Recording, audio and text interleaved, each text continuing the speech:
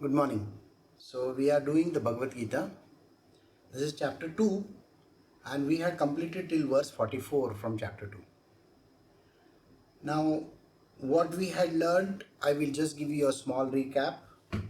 Yesterday when we were talking about it, Shri Krishna is telling Arjuna that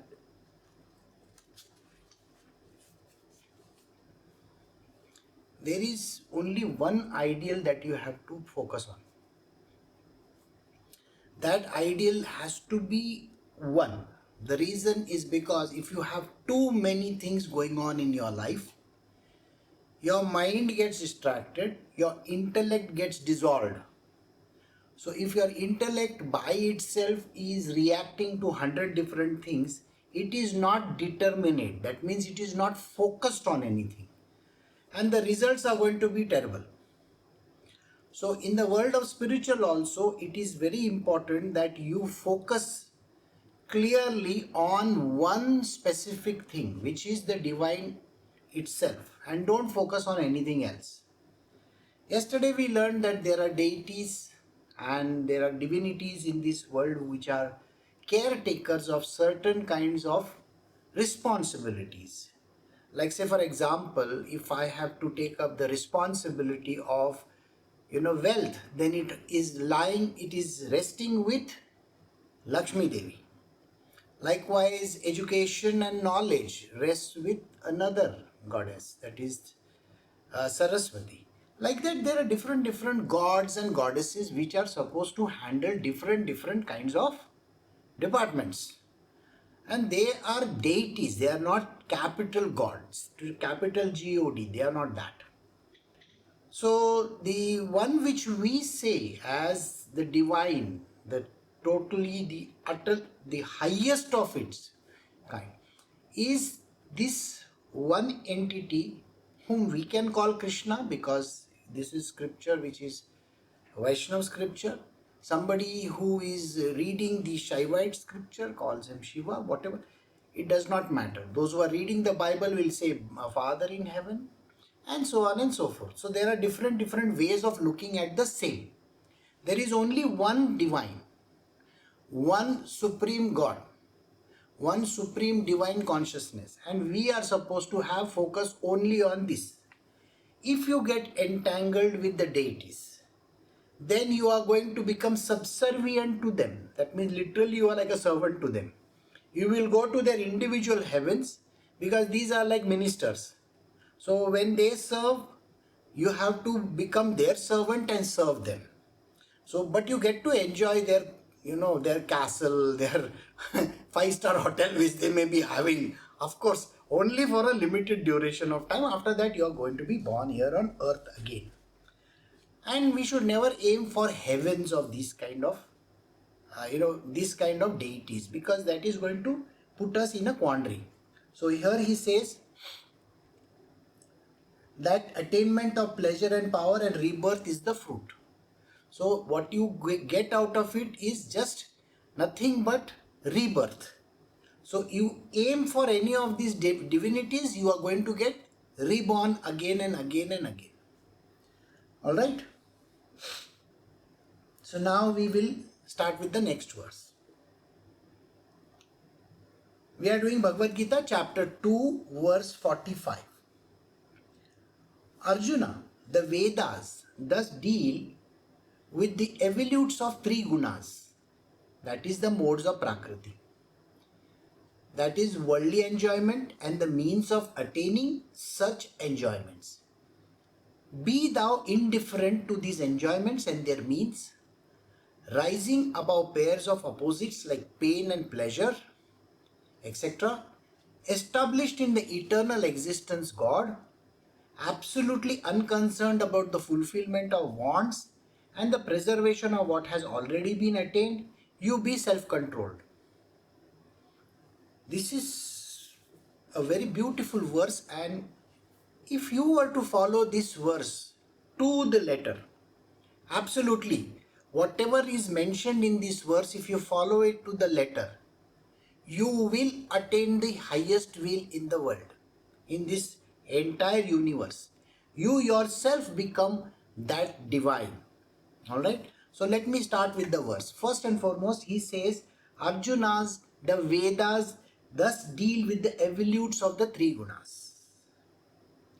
See, Vedas have come from the mouth of the divine. It is something which you need to get an understanding of the subject. What are Vedas? See, if you join a college, if you join a company, do you sign something and give them an appointment letter? Okay? Or when you are getting into a marriage, or you are getting into a contract for buying a house, do you know what you do? You take a document and you sign it and you pay the money and you get that particular house or whatever. That's exactly what the Vedas are. When the Divine Lord was giving out the Vedas, he was telling how these Vedas are going to be effective. So the way of living, how you are supposed to live. So there are certain rules and regulations. In the contract there are rules and regulations, right?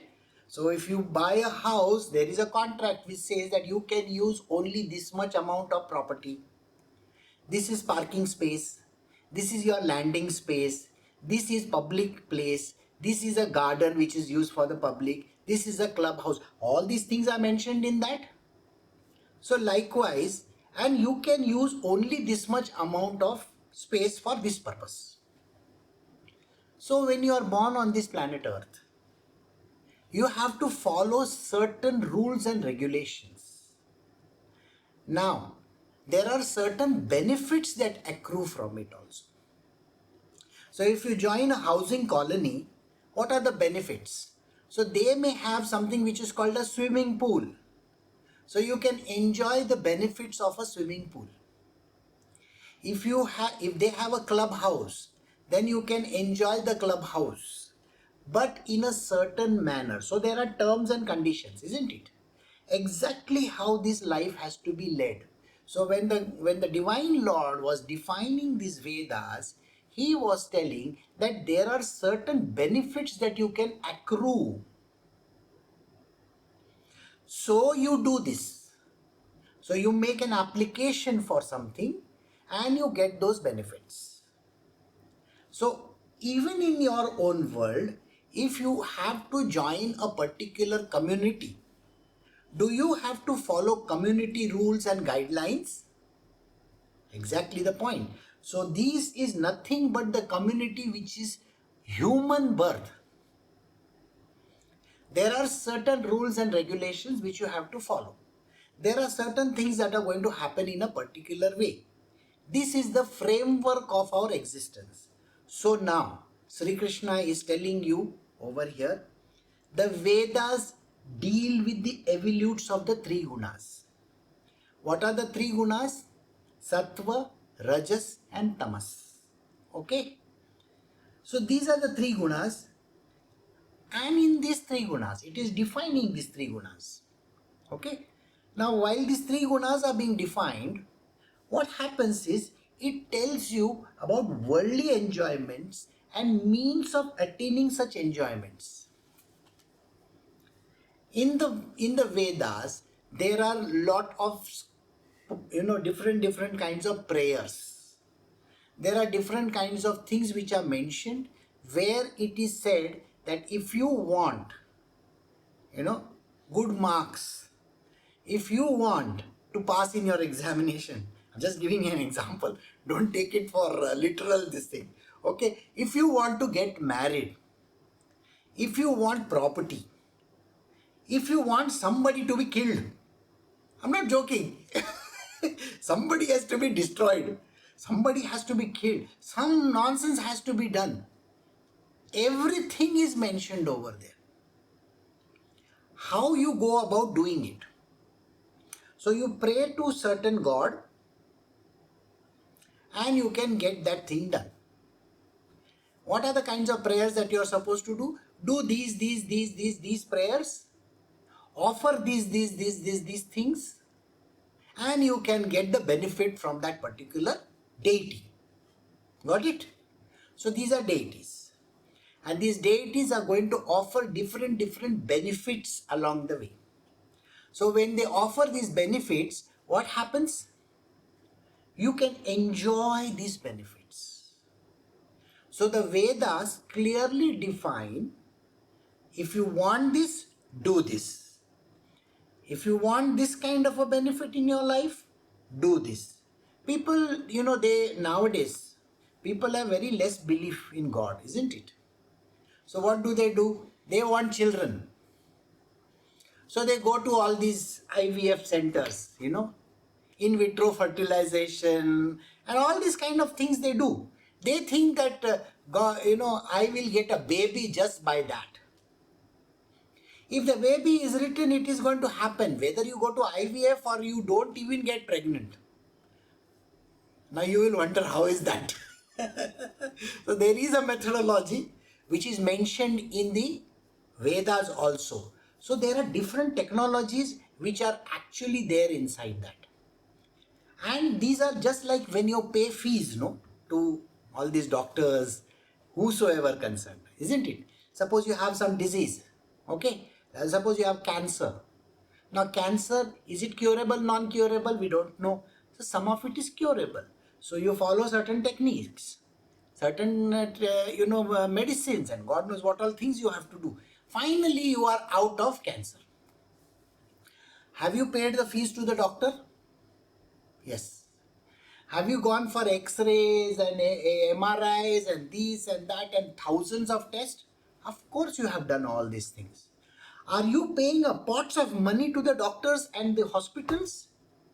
Yes. To the clinics also, where you get all your tests done. Are you paying even for insurance? Yes. So the Vedas say, you want a baby? Go and give this thing to this God. He is like that doctor. He is like that person who is going to put the trigger on for the baby. Suppose you want money. So what do you do for money? Sometimes you want loan. Sometimes you get legacy. Sometimes you get a lottery. Something happens, isn't it? So are you asking for it? Yes. So there are certain prayers. So Shri Krishna says, these are the things which are written in the Vedas. Alright? Now see the dire warning which he gives. Be thou indifferent to these enjoyments and their means, rising above pair of opposites like pleasure and pain. Sri Krishna is very clearly saying, please do not get entangled in the words of the Vedas.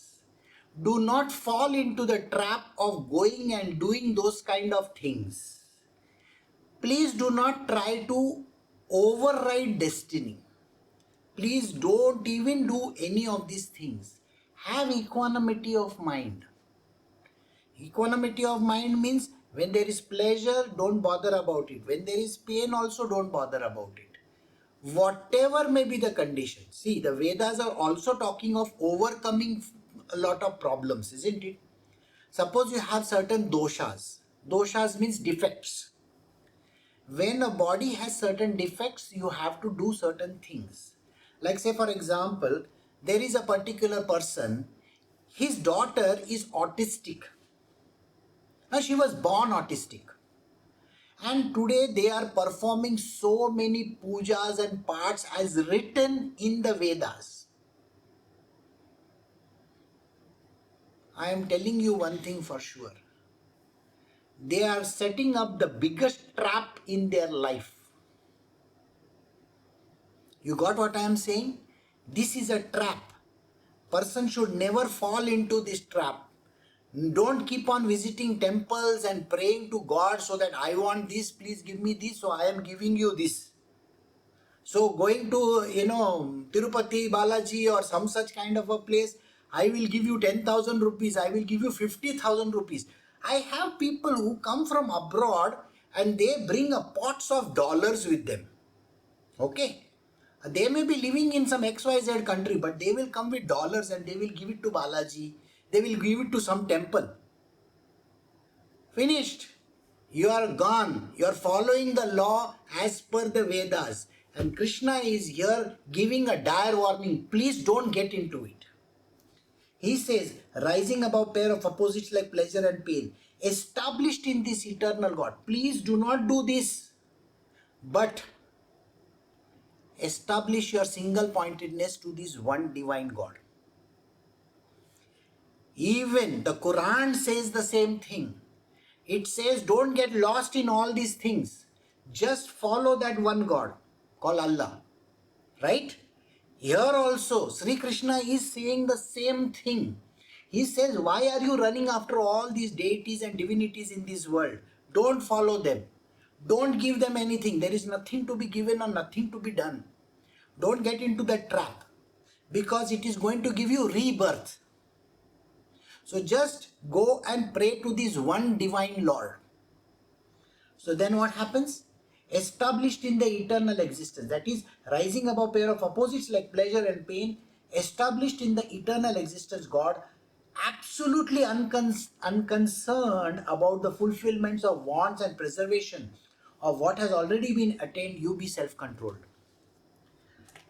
See, here I am giving a very clear understanding to those who have the desire for something. I have people in my world who say, my wife wants a baby. My father-in-law is demanding that I should have a baby. My mother says, you are not earning anything. You should go and join an IT company. Somebody will say that we need properties. Somebody is going to say we need this and that. Every time when this happens, you get disturbed and follow all the deities around. You go to the local gods and goddesses, you go to this temple, you go to that temple, and even if that person is going, there is no need for you to follow that.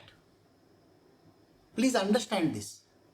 There is no need, because if you follow that individual, you are going to go to hell with them. This is a dire warning which Krishna is giving. Do not fall into this trap. There is no greater book than Bhagavad Gita. There is no greater book than Bhagavad Gita. Please remember these words. You can follow whatever you want to. Finally, you are going to be reborn again and again. If this wife of yours is demanding something, if she is going to be born as a cockroach in next life, you are also going to be born. And if you are in the path of spiritual, to meet your spiritual master again, you will have to take another 100 births. This is never understood by human beings. They fall into this trap constantly. And they feel that, they owe it to somebody. You don't owe it to anybody. You owe it to yourself. If you get liberated, the whole family gets liberated. I think you understand this. The other people, as yesterday, what did Krishna call these people? You remember what he said yesterday about these people? He said they are ignorant, they do not understand. They are fools of the highest order. So, he says, absolutely unconcerned about the wants. Do not be concerned about the wants. Why are you so much after these wants? Even if it is a want of money, why are you so concerned? I want. Just because somebody says that you want, you should have, don't be. Please remember one thing. You can want and desire anything. Only that will come to you which is in your destiny. Did you understand? I will give you one small understanding here. Suppose in your life is written that you are supposed to go to United States. Okay? It is written. It is destined. People will go. Because they do not get the visa, they will go to this particular temple and tell the God, please give me visa, please give me visa, please give me visa, please give me visa. And then what happens? You get the visa. Now I want you to think very carefully. Did you get the visa because of that? Or was the visa already destined for you? Destiny is already written. You are anyway going to get it. Just because somebody says you are getting is not the correct answer. You remember when you go to these astrologers and all these people and they will give you one ring. Nice golden ring. They will say it is going to cost you 70,000, 80,000 rupees. So you go and buy one ring. When you wear this ring, all your problems will get over and you will get lot of money. And after wearing the ring, one month or 2 months or 3 months later, you get a fantastic job and you get a lot of money. So what immediately happens is your thought goes on that ring. I got the job because of the ring. Then they go to numerologist. Numerologist says, oh, your name is Arun. Okay. Why don't you add one more A in your name? So then your vibration of the numerological value is going to increase. So you will get a lot of benefits. So this idiot goes and adds another A, Arun. Okay, A-A-R-U-N is my name. And then he gets another job. He gets increments maybe. It is because of that additional A. I mean, all the people in the world will laugh at this fellow and say, just because that additional A you got increment, is that the real thing? Boss, it was written already in your destiny. Why are you running after these people? Don't do that. There is no saint, sage or somebody like that who can remove things and give it to you.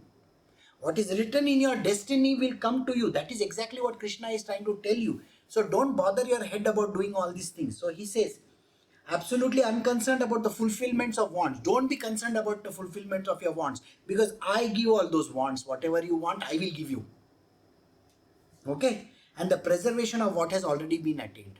Preservation of already been attained. If you have attained it by wrong means, it is anyway going to go. You be self-controlled. Please control yourself. Don't get into this kind of nonsense. Never ever get into the nonsense. I went to this temple, I did this particular type of prayers. Don't do that. Don't. Why are you doing it? Is what Krishna is asking. This is Bhagavad Gita. This is the absolute truth. There is no greater book than this. So we'll move to the next one. We are doing Bhagavad Gita chapter 2 verse 46. A Brahmana who has obtained enlightenment has as much use of all the Vedas as one who stands on the brink of a sheet of water overflowing on all sides has a little small reservoir of water. If you have got enlightened, if already you are an enlightened person, why do you need the books? Why do you need the Vedas? Why do you need spiritual talks? Why do you need to sit for satsangs? Why do you need to do anything for that matter? You don't have to do anything. When a person gets enlightened, they can throw all the books away. They can throw all the gods away also. Doesn't matter. This is the truth. People don't understand this truth. So, if there is a person who is enlightened, he has no use for any of these Vedas. He has no use for any scriptures. What he says is the scripture. Do you understand what I am saying? From his mouth, whatever he says is the eternal truth. Enlightenment is like that. So if he says the sun comes from the west, that is the truth. You will wonder, but in reality it comes from the east. No, how can you say, how can you be enlightened? Don't bother your head about all these things. Okay? Because these people are very strange guys. Alright? Whatever they utter is the truth. Whatever they say, they already know what is going to happen. Their world is like that. So they don't have any need for any scripture. Got it? So we'll do the next one. This is a very important verse. We are doing chapter 2 of the Bhagavad Gita, verse 47. Your right is to work only and never to the fruit thereof. Do not consider yourself to be the cause of the fruit of action, nor let your attachment to inaction. This is one of the most profound teachings of Shri Krishna. You can write this down wherever you want to and keep it. Shri Krishna is telling, don't bother about the fruit of what is going to come. It is never going to be in your hands whatsoever. You may say, I have paid so much amount of money, I am going to win the elections. Really? That is not in your hands. You cannot guarantee elections victory. Likewise, you cannot say tomorrow, oh, I saw this, they do the ultrasound, ultrasound. They do the ultrasound and they say, oh, baby is fine, everything is going fine, everything is perfect. And when the baby is born, there is a problem. Because even ultrasound, and for that matter, any of the things in the world can never be understood how this is going to happen. One very common example is the stock market. There are so many people who teach how to make millions and billions in the stock market. They have written books after books after books, and they have given lectures after lectures. Have you heard of this person called Warren Buffett? So Warren Buffett has read a book. Okay. This book is The Intelligent Investor. Very intelligent investor. So he says, I got my billions by reading this book. So you go ahead and read it. So what do you think immediately? If Warren Buffett can make billions, I will read this book and I will also become a billionaire. It's the biggest foolish thing on earth you can ever do. Nowhere can Warren Buffett, and for that matter anybody, predict that they can win billions and they can have money by reading a book. So whosoever thinks that they can control the final end, they are mistaken. Nobody can say. So Shri Krishna says, your right is to work only. Your job is to do your job. Many years ago, I told people that this is the thing that I want you to do. Okay? The foundation is there. Yes, previously it was called by the same name. Your job is to work. Just work. Don't bother your head about where the money is going to come from, what is going to happen, how it is going to happen. It's not your concern. Your job is to work only. Who has given you the work? Krishna has given you the work. This is your job. Your job is only to do your job. Okay? Your primary concern is to just do the work which you have been given, and never to the fruits thereof. The fruits are what? Money, power, fame, fortune, you name it. All these are fruits. I will get so much money. This is going to happen, that is going to happen. You are already talking about the end result. It doesn't work like that. Never. So when I spoke in the year 2012 and 13 and 14, 99% of the people quit. We established an organization also, but they left it and went away. After many years, the 18th chapter has begun. 18th chapter of the Bhagavad Gita. Krishna gives a dire warning to people, to Arjuna. He literally says, if you don't do, I am just preempting you to the 18th chapter because this is what has begun in our world. If you don't do which I am telling you to do nicely, destiny and Maya will make you do the same thing. She will put a gun against your head and make you do that same thing. You are denying me this? So you will have to do the same thing. And when you do that, out of fear or just because you are forced to do, then that action which you do will lead to rebirth. Because karma happens. You see, karma happens just because you do not follow the laws which have been written by the divine Lord himself. So at the end of the day, destiny will finally take charge. But when destiny takes charge, already you have come to the 18th chapter. Why not start in the second chapter itself and overcome these rest of the 16 chapters? Just don't do that. Don't be such a fool saying that, no, I will see it. First I have to earn money. First I have to do this. First I have to do that. In this verse he says, do not let attachments to inaction. Inaction means I don't want to do. I will never do. Why should I do? I am not getting any benefits out of it. How is my family going to live? How are my children going to do something? Where am I going to pay for my EMI? Where are things going to happen? These are the questions people have. Shri Krishna says over here very clearly, don't bother your head about it, because all that is controlled by me only. At the end of the day, you are just a pawn in my hands. Okay? And I just keep on telling Maya, darling, Maya, just do this. Krishna doesn't lift his finger. You know that or you don't know that. Krishna doesn't lift his finger. He just looks at Maya and says to Maya, Maya, you know these people are not listening to me. Then Maya does everything for him. So the same people.